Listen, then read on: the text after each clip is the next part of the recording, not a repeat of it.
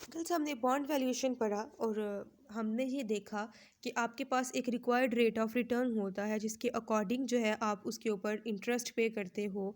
जो हमारे investors required करते हैं उस इंटरेस्ट पर हम जो है अपने बॉन्ड के फ्यूचर कैश फ्लोज को डिस्काउंट कर लेते हैं और आज के दिन में उसकी वैल्यू कैलकुलेट कर लेते हैं। लेकिन कभी कभी ऐसा होता है चूंकि आपके पास मेच्योरिटी का टाइम पीरियड ज़्यादा होता है तो आने वाले सालों में जो आपका इंटरेस्ट रेट है वो चेंज हो सकता है। इसलिए मैंने आज के टॉपिक का नाम रखा है चेंजिंग रिक्वायर्ड रिटर्न्स। मींस आपका रेट ऑफ इंटरेस्ट में चेंज आ सकता है।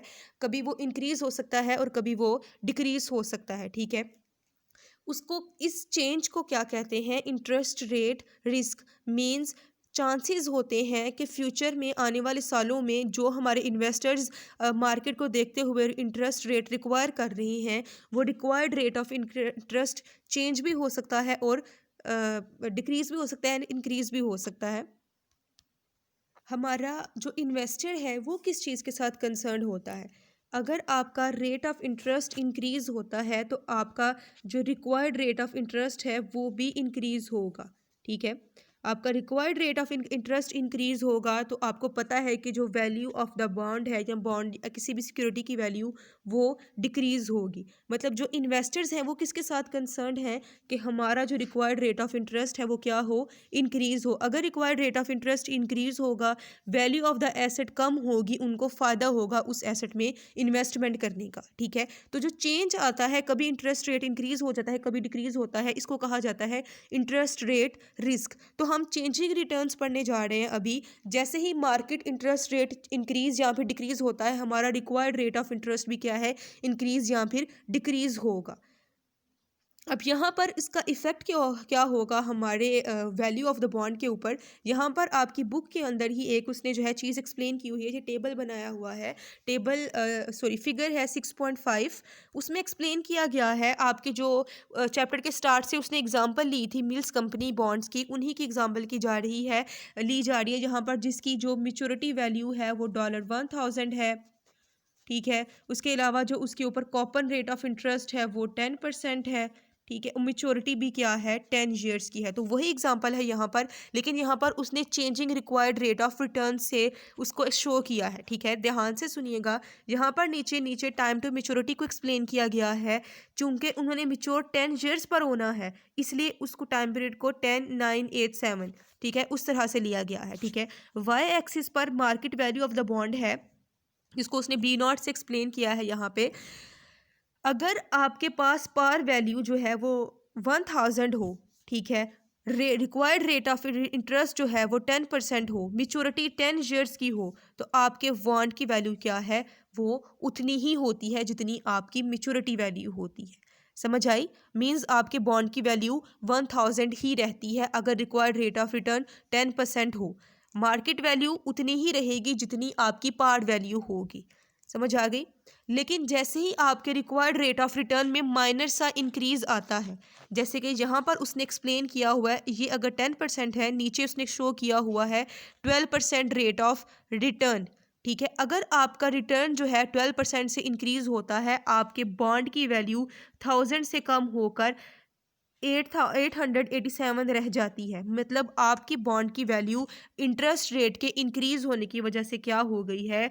फॉल कर गई है, कम हो गई है, डिक्रीज हो गई है। दूसरी साइड पे अगर आप देखो, अगर आपका required rate of return increase हो जाए, डिक्रीज हो जाए, 8% हो जाए, उसमें 2% से डिक्रीज आ जाए, तो आपके बॉन्ड की वैल्यू का जो आंसर है आज के दिन में जो उसकी वैल्यू है वो कितनी आएगी?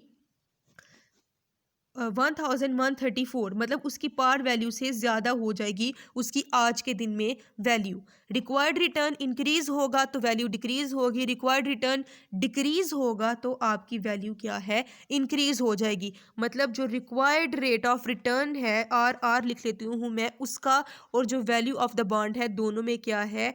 Inverse relationship. ये चीज़ मैं पहले भी एक्सप्लेन कर चुकी हूँ। Required rate of interest increase होगा, वैल्यू ऑफ द बॉन्ड क्या है? डिक्रीज होगी। अगर आपका इंटरेस्ट रेट इंक्रीज होगा, डिक्रीज करेगा, तो value of the bond increase होगी। यहाँ पर ये चीज़ एक्सप्लेन की गई है। एक और चीज़ जो कि आपने यहाँ पर देखनी है वो ये है, इसी जो है टेबल में, इसी फिगर में अगर आप देखो कि रिक्वायर्ड रेट ऑफ रिटर्न अगर ज़ीरो पर होगा तो आपकी वैल्यू ज़्यादा डिक्रीज़ करेगी। मतलब अगर मैच्योरिटी जो एन है वो अगर ज़्यादा हो तो आपके बॉन्ड की वैल्यू भी ज़्यादा चेंज होती है। ठीक है, अगर हमारा जो 12% इंटरेस्ट रेट है और मैच्योरिटी अगर 3 साल हो जाए तो आपकी वैल्यू कितनी आएगी, 952। मतलब अगर एन हमारा 10 साल का हो, मैच्योरिटी ज़्यादा हो, तो हमारे बॉन्ड की वैल्यू भी ज़्यादा डिक्रीज़ होती है। अगर एन हमारा जो है वो थोड़ा छोटा हो, शॉर्टर टाइम पीरियड हो, शॉर्टर टाइम टू मैच्योरिटी हो, तब आपकी बॉन्ड की वैल्यू थोड़ी कम डिक्रीज़ होती है। ठीक है, अभी मैं इसकी परसेंटेज भी आपको लेकर बताती हूँ। अगर हम ये देखें कि आपका जो चेंज आया है, पहले आपका रिटर्न जो है वो 10% था, अब वो इंक्रीज़ होकर अगर 12% हुआ है, एंड अगर maturity time period 10 years he हो, जो कि हम पहले कहते हैं। ठीक है, मतलब रिक्वायर्ड रेट ऑफ रिटर्न भी 10% है, कॉपन रेट ऑफ इंटरेस्ट भी 10% है, और जो एन है वो भी 10% है, तब आपकी जो मैच्योरिटी वैल्यू आती है वो $1000 ही आती है। आप कैलकुलेट करके भी देख सकते हो, अगर आपने प्रीवियस लेक्चर लिया है तो आपको पता होगा कि रिक्वायर्ड रेट ऑफ रिटर्न और नॉमिनल जो आपका कॉपन रेट ऑफ इंटरेस्ट है वो दोनों सेम हो तो आपकी मैच्योरिटी वैल्यू और पार वैल्यू सेम आती है। ठीक है, तो अगर आप इस पर कैलकुलेट करोगे तो वो 1000 आएगी। अगर आप इसको 12% लेकर कैलकुलेट करोगे तो आपका आंसर जो है वो, आपकी मैच्योरिटी वैल्यू जो है वो कितनी आ जाएगी आज के दिन में, $887 जी। आप कैलकुलेट करके देख सकते हो। रिक्वायर्ड रेट ऑफ रिटर्न आपने 12% रखना है, कॉपन रेट ऑफ इंटरेस्ट 10% ही होगा, एंड अगर आपके 10 ईयर्स हैं तब आपकी मैच्योरिटी वैल्यू इतनी आएगी। ठीक है, दूसरा आप काम क्या कर सकते हो, मैच्योरिटी वैल्यू कैलकुलेट करो। अब यहाँ पर आप एंड 10 ईयर्स नहीं लोगे, बल्कि यहाँ पर जैसे कि यहाँ पर इलस्ट्रेट किया गया है 3 ईयर्स, आप 3 अगर कर लो, तब अगर आप कैलकुलेट करते हो तो आपका आंसर आएगा $952। मतलब डिक्रीज जो है वो कितने परसेंट से आया है, अगर आपका मैच्योरिटी टाइम टू मैच्योरिटी कम होगा तो चेंज कम आएगा, डिक्रीज कम होगी। अगर टाइम टू मैच्योरिटी ज़्यादा होगा तो आपका चेंज भी ज़्यादा आएगा। वही formula new minus old divided by old करके आप देख लो तो इन दोनों की परसेंटेज भी कैलकुलेट कर सकते हो आप। न्यू आपके पास वैल्यू अगर 952 है, ओल्ड आपके पास 1000 है, डिवाइड कर दोगे 1000 के साथ, मल्टीप्लाई करोगे 100 के साथ, तो इस पर आपका जो वो आया है चेंज, वो कितना आया है, -4.8। ये आप कैलकुलेट करके देख सकते हो। दूसरा वे भी वही new minus old divided by old. New आपके पास 887 है, पुरानी वाली वैल्यू आपके पास 1000 है, उसको डिवाइड कर दिया 1000 के साथ, चूंकि रेट है 100 से मल्टीप्लाई कर दिया, तो जो आपका चेंज आएगा वो कितना हो जाएगा, 11.3%। ठीक है, आई थिंक आई हैव 887, तो आपका जो आंसर आया वो वही मैंने आपको बताया, -11.3%। ठीक है, अब इन सारे सिनेरियो को दोबारा से समझें, और मेरी सिंपल सी बात है कि सिंपल लिख सकते हैं आप अपने पास, इफ़ इंटरेस्ट रेट राइजेस तो आपका रिक्वायर्ड रेट ऑफ रिटर्न भी राइज करेगा। ठीक है, if interest rate rises required return also rises. ठीक है, the value of the bond decreases. ठीक है, ये चीज़ जो कि मैंने आपको पहले एक्सप्लेन की थी। दूसरी चीज़ जो कि मैं यहाँ पर आपको एक्सप्लेन करना चाह रही हूँ कि shorter maturities have less interest rate risk. Means जो आपके बॉन्ड्स जिनका एन जो है वो कम होता है, शॉर्टर मैच्योरिटीज़ के साथ होते हैं, उनमें इंटरेस्ट रेट रिस्क भी कम होता है। जो बॉन्ड्स मैच्योरिटी टाइम पीरियड ज़्यादा होता है जिनका, उनका इंटरेस्ट रेट रिस्क भी ज़्यादा होता है, मतलब उनमें चेंज ज़्यादा आता है। यहाँ पर जो एग्जांपल देखी थी, अगर मैच्योरिटी 3 सालों की होती तो जो आपका रिस्क आया था वो कितना था आपके पास, जो भी पीछे हमने अभी रिसेंटली कैलकुलेट किया है, रिस्क आपके पास आ गया था, अगर 3 सालों का होता तो वो था ऑलमोस्ट 4.8% से आपका डिक्रीज आया था। नेगेटिव था ना, तो डिक्रीज आया था वो, आप इसको ब्रैकेट्स में लिख सकते हो। लेकिन अगर आपका टाइम टू मैच्योरिटी 10 ईयर्स हो, तब आपका जो चेंज आएगा वो 887 आया था, वो बन जाता था -11.3%। मतलब जैसे जैसे मैच्योरिटी ज़्यादा होती है वैसे वैसे आपका इंटरेस्ट रेट जो रिस्क है वो भी इंक्रीज होता जाता है। मतलब अगर 10 साल होंगे तो आपको इतना ज़्यादा रिस्क जो है वो फेस करना पड़ेगा।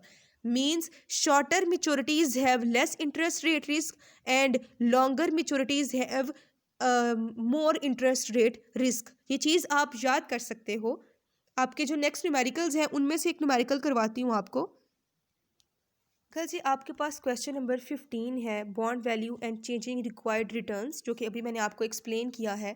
बिल्कुल उससे मिलता जुलता आपके पास क्वेश्चन है. इसमें कहता है कि बॉन्ड एक्स है जिसके ऊपर एनुअल कूपन इंटरेस्ट जो है वो 8% है, एंड बॉन्ड वाई है जो कि एनुअली कूपन इंटरेस्ट रेट पे करता है 4%.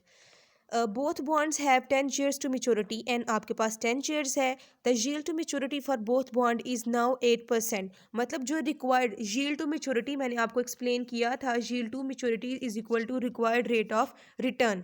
ठीक है, तो वो कितना है आपके पास रिक्वायर्ड रेट ऑफ रिटर्न? 8%. ठीक है, मीन्स अगर अभी तक हम इस सिनेरियो को देखें तो इस क्वेश्चन में उसने ये बताया है बॉन्ड एक्स की अगर बात की जाए, चूंकि अब यहाँ पर बॉन्ड्स को कैलकुलेट करेंगे तो हमने बॉन्ड की वैल्यू को कैलकुलेट करना है.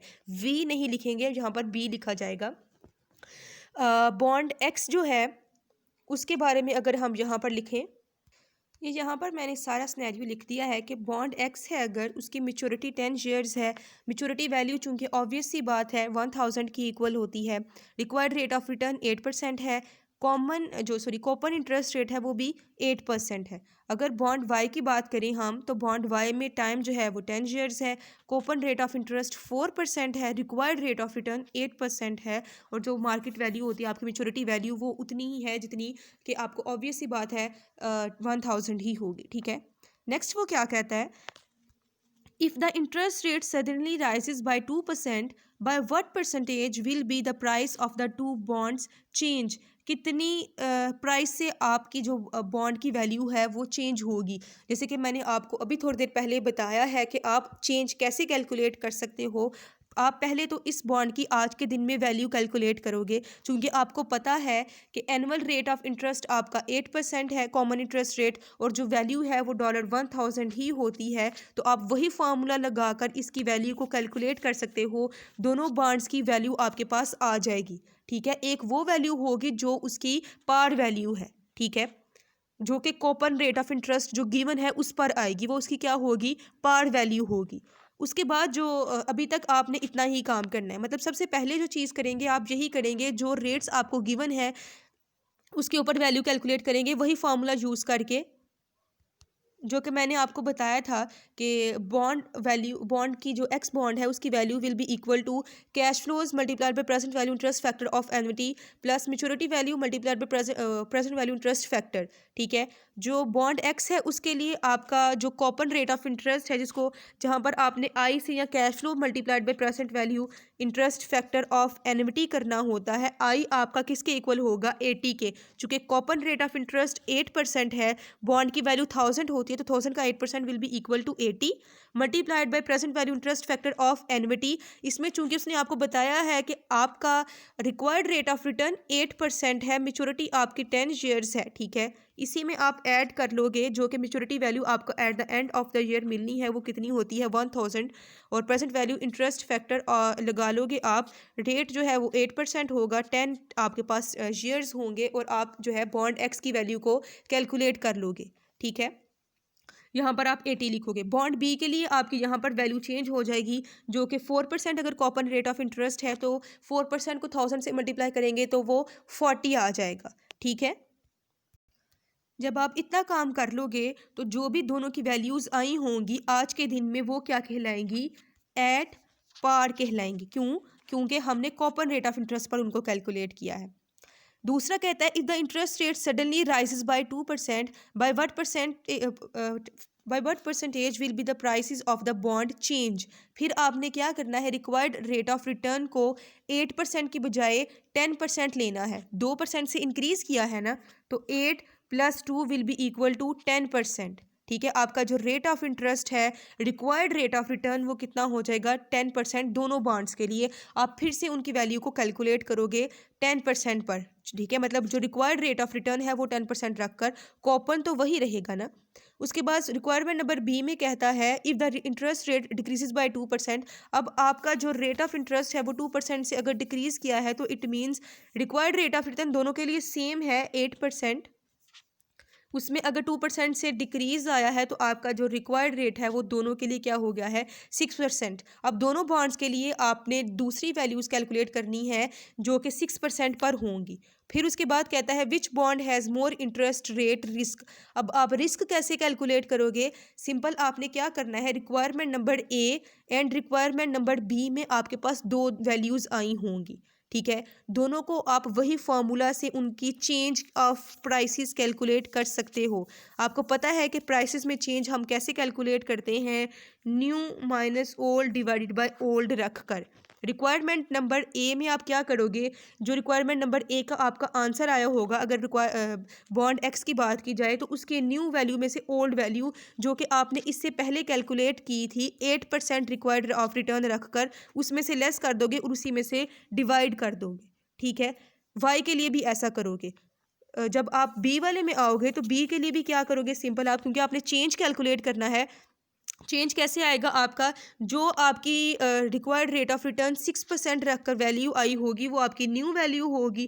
ओल्ड आपकी वही होगी, 8% को रखकर जो की थी और डिवाइड कर दोगे ओल्ड के साथ, तो तब भी आपका परसेंटेज चेंज आ जाएगा। मींस एक्स और वाई के लिए आपके पास दो दो परसेंटेज चेंज आए होंगे। जब आंसर्स आएंगे तो आप खुद ही एवेल्यूएट कर सकते हो कि किसका इंटरेस्ट रेट रिस्क ज़्यादा है।